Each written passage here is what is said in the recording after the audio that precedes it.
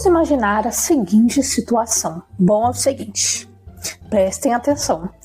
Imagine que o seu país foi assolado por uma guerra e que você ficou presa em um tanque, em uma câmara com um líquido de inércia, presa durante 14 meses, sem poder se mexer, sem poder falar, sem poder fazer nada, observando tudo que estava à sua volta.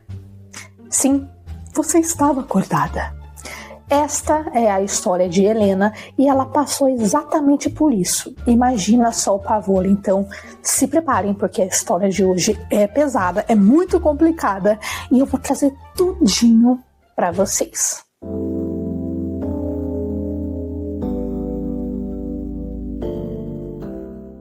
Paládia é um país, um reino, onde quem comanda é o Principado Apolo Holdfast.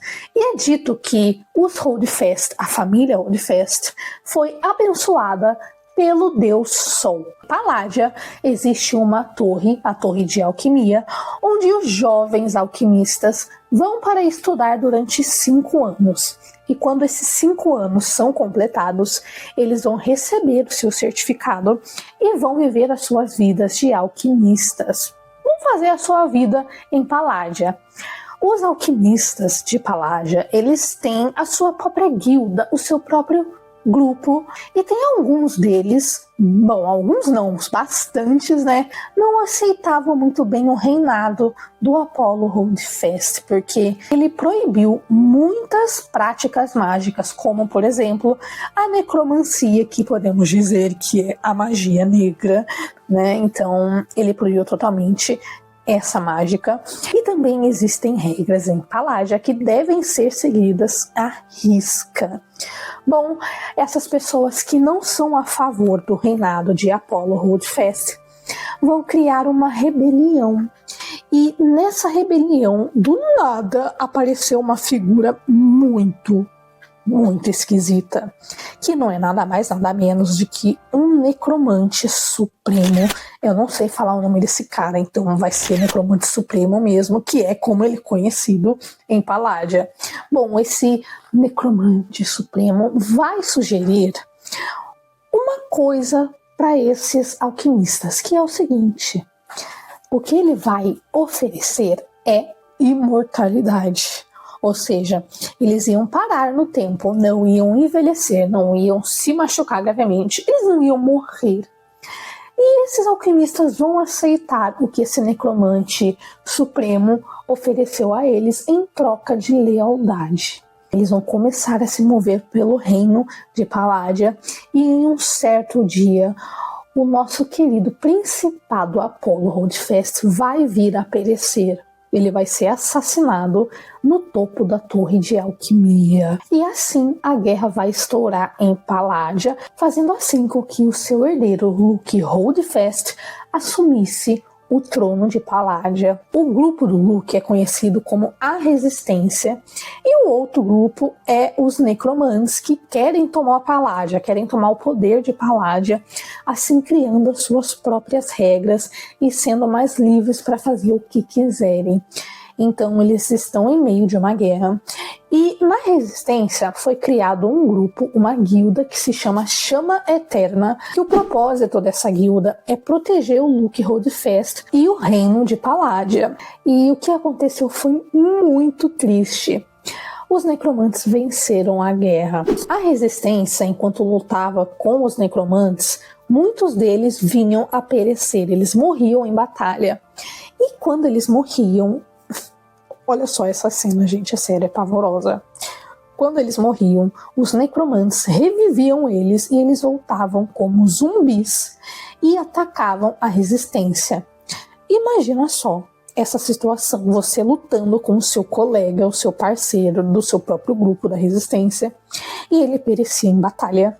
E do nada ele era revivido e virava um zumbi e te atacava.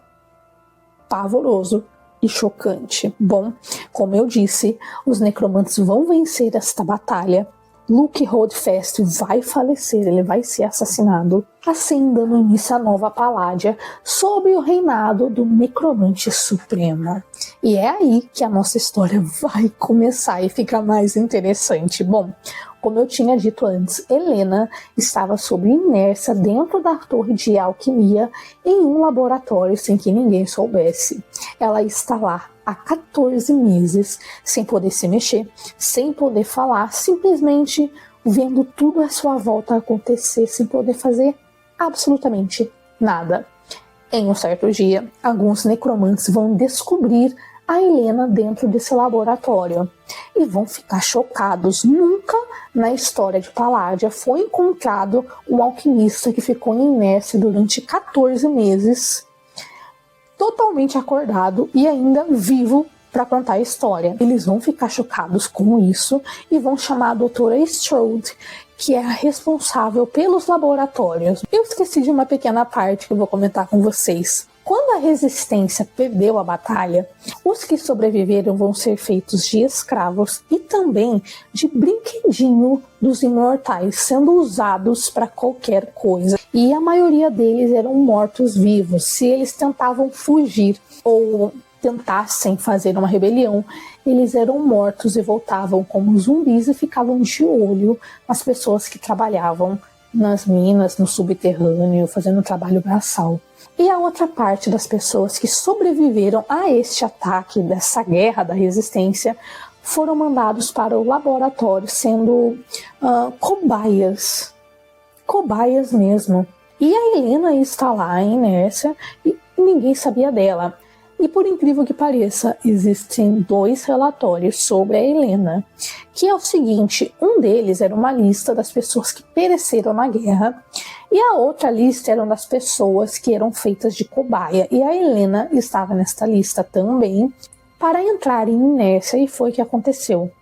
A doutora Strode vai examinar a Helena, vai tentar conversar com ela, mas a voz dela está meio falha, afinal 14 meses sem falar embaixo de um líquido muito esquisito. É isso que acontece, né? Então a doutora Strode, vendo que não estava dando efeito esse exame que ela estava fazendo na Helena, ela vai usar a sua ressonância, que é a magia dos necromantes e também dos alquimistas, na cabeça da Helena. E nisso ela vai descobrir uma coisa chocante. Parte da memória da Helena foi perdida, ou seja, alguma coisa aconteceu que fez ela perder a memória. E ela vai identificar que foi praticamente feita uma cirurgia no cérebro da Helena para ela perder essas memórias. O que será que a Helena está escondendo no cérebro dela? Será que é alguma coisa da resistência muito importante? Da chama eterna? Chocante, não é mesmo? Mas isso vai fazer com que a doutora Strode avise o necromante supremo sobre a situação da Helena e ele vai querer ver a Helena. Mas antes dele ver a Helena, vai acontecer uma coisa bem triste que eu fiquei com o coração na mão, sério. Uma das pessoas da resistência que sobreviveu, uma médica, foi até o laboratório e viu a Helena e ficou chocada em ver que ela estava viva. Porém, a Helena não a reconheceu. Essa médica se chama Grace, ela trabalhou com a Helena e ela vai falar um pouco sobre o que aconteceu com as pessoas que sobreviveram. Vai falar que a chama eterna foi extinta e que os que sobreviveram estão sendo feitos de escravos, de brinquedos e sendo cobaias dos laboratórios, dos médicos e dos cientistas. A Helena vai perguntar para ela o que ela está fazendo no laboratório e ela vai falar uma coisa que mexeu muito comigo de verdade, que é o seguinte: ela está lá porque o laboratório está dando uma grande quantia em dinheiro pelos olhos dessas pessoas. E o uso que esses olhos têm é uma coisa muito chocante que vocês vão ficar apavorados, mas eu vou falar mais pra frente. Porém, é chocante isso e muito triste. Ela está fazendo isso porque ela tem 3 irmãos que estão morrendo de fome. As pessoas não recebem comida o suficiente. Alguns necroservos vão entrar no laboratório, ela vai se esconder e vão pegar a Helena para mostrar para o Necromante Supremo. E ele ficou chocado também com a situação, ele não sabia de nada, ele nem sabia que existia alguém vivo, ainda por cima esse alguém sendo da chama eterna. E eles também descobriram que a Helena era uma médica também, uma curandeira, que pertencia a uma classe de alquimistas que eram mal vistos, porque eles tinham a capacidade de controlar a mente humana, ou seja, eles poderiam controlar uma pessoa a fazer o que eles quisessem. Inclusive a doutora Strode tem essa capacidade, e uma certa pessoa que já vai entrar na nossa história também, e que é muito poderoso, e é chocante o que esse cara é capaz de fazer. Mas enfim, ele vai chamar 2 pessoas para verificar a Helena e saber o que está acontecendo, como aconteceu isso, ela perder a memória. E ele quer descobrir o que ela está escondendo, vai que é alguma coisa da resistência e da chama eterna, algo muito importante. E ele vai chamar uma pessoa que se chama Xizil, que era uma pessoa que fazia parte da resistência, e que agora, por algum motivo, faz parte dos necromantes, do reinado do Necromante Supremo. Ela vai ficar chocada com isso porque ela conhecia esse cara, mas ele não vai falar que a conhecia, ele vai esconder isso. Ele vai examinar a Helena e ele vai falar que não conhecia ela, e vai falar que nunca viu isso também. Nisso ele vai aproveitar para colocar uma pulseira muito tenebrosa na Helena. Nem falo nada para você. Inclusive eu vou falar assim, olha só que pavoroso isso. Era inserido um tubo no pulso dos pacientes. Esse tubo ficava atravessado no pulso dessa pessoa, e a carne em volta desse negócio vai vir uma pulseira, vai surgir uma pulseira que vai neutralizar os poderes da Helena, a sua ressonância. Então ela ficou oca, ela se sentiu vazia. Quando a sua magia desapareceu, ela não podia fazer nada, porque ela era uma prisioneira também. O Necromante Supremo, vendo essa situação, ele decidiu que iria forçar a sua ressonância na Helena e descobrir o que estava escondido no seu cérebro. E isso poderia causar a morte da Helena, porque mexer no cérebro de um necromante assim poderia causar uma morte cerebral, porque o cérebro é uma coisa muito complicada de se mexer. Mas ele e a doutora Strode concordaram e iam fazer isso, eles estavam prontos para fazer isso.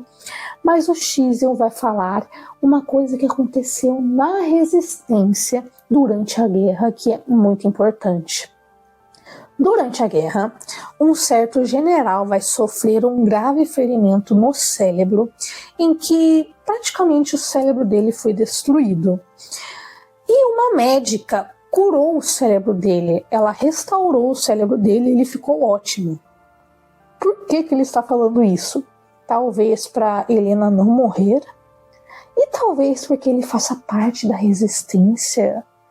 A gente não sabe, mas enfim, o Necromante Supremo vai pensar um pouco e vai tirar a conclusão de que isso se trata de uma transferência de alma, algo que nunca foi visto antes, e é algo muito complicado que poderia trazer benefícios para o Necromante Supremo. O que poderia acontecer? Eu vou explicar um pouquinho sobre os imortais, que é o seguinte: essas pessoas imortais, como eu disse para vocês, elas meio que paravam no tempo, e quando elas se machucavam gravemente, era muito difícil dessa ferida se cicatrizar. Então o que acontecia? Pasmem, eles colocavam essa pessoa no corpo de um necroservo, ou seja, no corpo de um defunto que estava apodrecendo, que tinha um cheiro de química e também um cheiro de putrefação. Sim, de alguma forma essa pessoa entrava no corpo de uma pessoa morta. Agora imagina só, se ele conseguisse transferir esses imortais para um corpo de uma pessoa viva. Isso seria uma coisa muito boa para o Necromante Supremo. Já imaginou isso? Apavorante para mim, na verdade, mas ele vai decidir colocar a Helena nas mãos de uma pessoa que se chama Alcader Mor, que é o caçador das pessoas que resistiam ao reinado do necromante supremo. Ninguém sabe quem é essa pessoa, porque essa pessoa caçava com uma máscara e ele matava em praça pública quem tentava fazer uma rebelião. Imagina só essa cena. Imagine também a surpresa da Helena em descobrir que quem é esse Alcader Mor é uma pessoa que estudou com ela na Torre de Alquimia e que se chama Kane Ferron. E é aí que a história fica delicinha, mas também muito complicada, porque é pesado, gente. É muito pesado. Bom, a Helena vai ser mandada para a Torre Férrea, que é o local onde Kane mora, junto com sua esposa, que é uma pessoa detestável, e é meio chocante descobrir que esse cara é casado, mas tudo bem. E quando ele vê ela, ele fica meio que... É difícil você identificar o que ele está sentindo quando ele vê ela. Mas ele vai inspecionar ela, vai fazer a ressonância dele nela e vai ver que realmente está faltando metade das memórias dela. Então ele ficou incumbido de fazer essa transferência de alma com a Helena e descobriu que estava sendo escondido. Ele vai mandar ela para um quarto, em vez de ficar presa, ele vai mandar ela para um quarto bem luxuoso, eu diria. Os necroservos vão cuidar dela muito bem e ele vai fazer essa transferência de alma, que é uma transferência muito sofrida para Helena, porque logo na primeira sessão da transferência de alma, ela vai ficar com uma febre muito forte e também com uma infecção no cérebro. Durante dias ela vai ficar de cama, então essa transferência teria que ser feita uma vez ao mês. E é isso que vai acontecer até a Helena conseguir recuperar sua memória. Bem, essa é a história principal de Alchemid, ou melhor, Alchemized, que é o nome que se fala, é assim que se pronuncia o nome deste livro. Gente, tem muito mais coisa em volta dessa história, em volta de Palladia. A história é muito complicada, é muito denso e também muito pesada. Vamos falar um pouco sobre o Kane Ferron. Ele é, como eu disse, o caçador do necromante supremo. E é meio curioso a forma como ele age com a Helena. Porque não dá para perceber, não dá para você ter uma noção se eles se conheciam no passado, se eles tinham uma relação próxima. E, assim, ele age de uma forma muito fria. Ele vai fazer essa transferência de alma com ela. E na primeira vez, ele vai ver que ela ficou muito mal, ele ficou muito preocupado com isso, então vai cuidar dela, vai levá-la para fora da Torre Férrea, vai deixá-la no pátio junto com ele, para ela respirar um ar. E nisso vai ser a primeira troca de conversa deles. É aquilo, uma conversa meio bem fria, meio não, é muito fria, muito complicada. E a gente, eu não sei, conforme você vai avançando na leitura, você percebe que ele é uma pessoa quebrada e que houve alguma coisa que o fez se transformar nessa pessoa fria, sem humanidade. Gente, esse cara, a gente não tem uma opinião formada e é difícil dizer. É claro que este livro é um romance, tá? Tem um romance entre os dois, isso fica explicitamente na cara, mas é difícil você dar um nome para esse relacionamento, entender esse relacionamento, porque são duas pessoas quebradas, que foram quebradas durante a guerra, que vão se aproximando, mas você não dá, eu não consigo expressar, identificar se é amor ou não. Tá mais para uma obsessão. Quem é obcecado pela Helena? Ele tem aquela relação de posse com ela. Inclusive ele fala que se ela morrer, se acontecer alguma coisa com ela, ele vai matar todos da resistência. Vocês ficam pasmos com o que esse cara faz pela Helena. Então eu fico meio confusa em identificar se é amor ou obsessão. Tem uma cena que me deixou muito chocada mesmo. Tem muita coisa que vai acontecer aqui que você fica apavorado, apavorada. Porque é aquilo, é um livro muito pesado mesmo. é o que aconteceu depois da guerra, quais foram as consequências. As pessoas foram escravizadas, foram feitas de brinquedos pelos imortais. Inclusive ele tem os seus necroservos. E, gente, tem uma coisa que acontece que eu fiquei apavorada aqui. É muito bem explicado, é muito visível você ver essa cena, que é o seguinte. A Aurélia, que é a esposa do Kane Fenrir, ela fica com ciúmes da Helena, porque aconteceu o seguinte, que ela vai falar pra Helena, a Helena não sabia de nada pra ela, ele só era uma pessoa odiosa, e continua sendo, né, por enquanto, pelo que eu falei pra vocês. E assim, ela vai falar pra Helena, ela vai invadir o quarto da Helena, vai trancar a porta com os necroservos pra fora do quarto. E ela vai começar a jogar o que tá sentindo na cara da Helena. Como, por exemplo, que o Kane, antes da chegada da Helena, ele não morava na Torre Férrea. Ele nunca aparecia lá. A única pessoa que ficava na Torre Férrea era a Aurélia.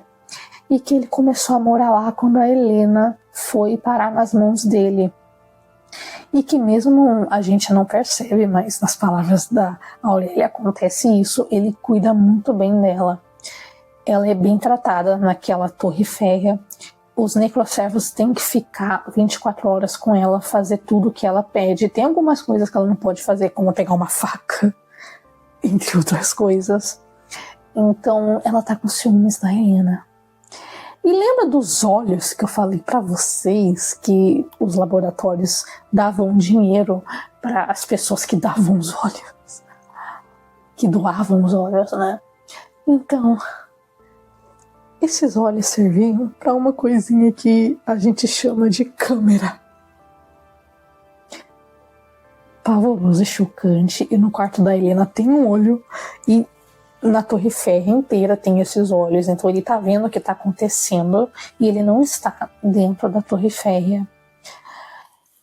A Helena vai falar: esses olhos vão servir para alguma coisa bem específica.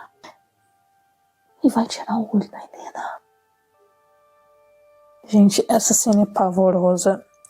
Eu tô rindo de nervoso. Porque é uma cena que eu nunca vi isso num livro antes. Bem visto assim, sabe? Parece que você tá assistindo essa cena. E acontece isso. Ele vai cuidar da Helena. E é a primeira vez que fica realmente à mostra o sentimento do Kane. Porque ele é uma pessoa muito fria e nunca demonstra absolutamente nada. E é nesse momento que a gente vê um medo nele, um medo genuíno. Ele vai falar como ele conserta aquilo, que o olho dela saiu da órbita, do ocular, né? O olho, pum. Eu tô nervosa pra falar isso, mas saiu. Mas tem uma coisa também muito complicada que acontece aqui, que é o seguinte também, ó. Vou falar pra vocês, hein? Fofoca em primeira mão. De Paládia. Mas vamos lá. Enquanto a Helena está na Torre Férrea, na Torre de Alquimia estava sendo feito um repovoamento. Por quê? Alguém, pode ser alguém da Chama Eterna ou uma pessoa da Resistência, estão assassinando os imortais. Então eles estão sendo extintos. Então precisa ser feito esse repovoamento em Paládia. Eu sei que aconteceu muito isso na guerra, eu não tenho coragem de ver relatos da guerra nem nada desse tipo, na Primeira e na Segunda Guerra Mundial, eu imagino, mas as mulheres da resistência que podiam conceber são mandadas para a Torre de Alquimia, que é o local onde o Necromante Supremo reina, é o palácio dele, e elas são estrupadas pelos imortais. E é uma coisa nojenta ver como elas eram postas em catálogo, por assim dizer, por essa médica, né, a doutora, esqueci até o nome dela. E assim, a Helena, ela foi esterilizada quando entrou para a Chama Eterna e para a Resistência, ou seja, ela não pode ter filho. Só que o Necromante Supremo decidiu que ela precisa ter um filho porque ela é algo muito maior do que uma simples médica e uma simples alquimista que pertence a uma classe muito poderosa. E ele quer um filho dela por alguma razão, que eu não vou falar qual. E a doutora Strode vai reverter essa situação da Helena e assim ela pode conceber um filho. E ela vai ser colocada nessa coisa de repovoamento. Eu não vou falar o que vai acontecer depois disso, mas é muito triste, é muito pesado. Você sente, sabe, essa tensão. É um livro muito denso o tempo todo. É algo... Tem coisas...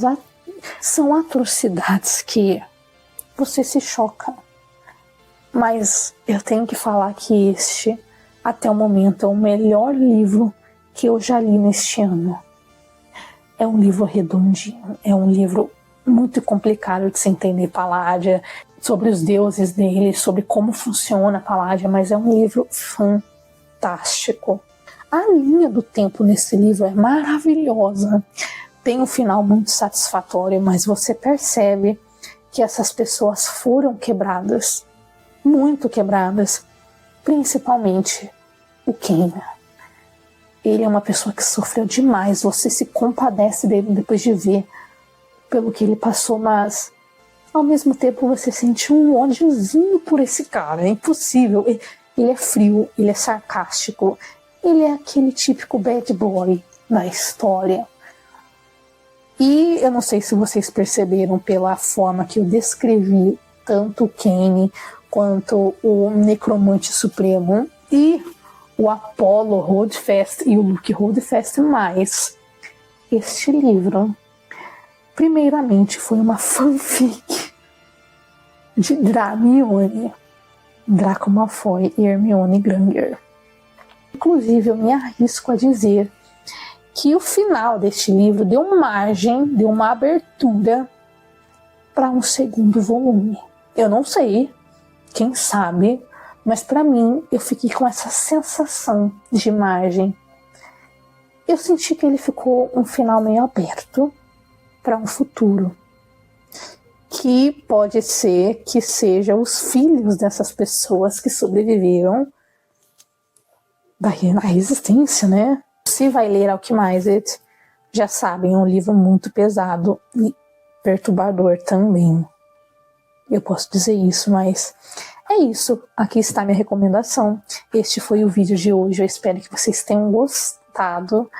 Eu espero que essa explicação que eu fiz desta obra tenha sido muito bem explicada, que vocês tenham entendido o que eu falei, né? Apesar de que eu brinquei um pouquinho. Acho que não, né? Porque é um livro tão tenso que não tem como brincar. Mas enfim, aguardem notícias minhas, porque eu volto com mais histórias. E é isso.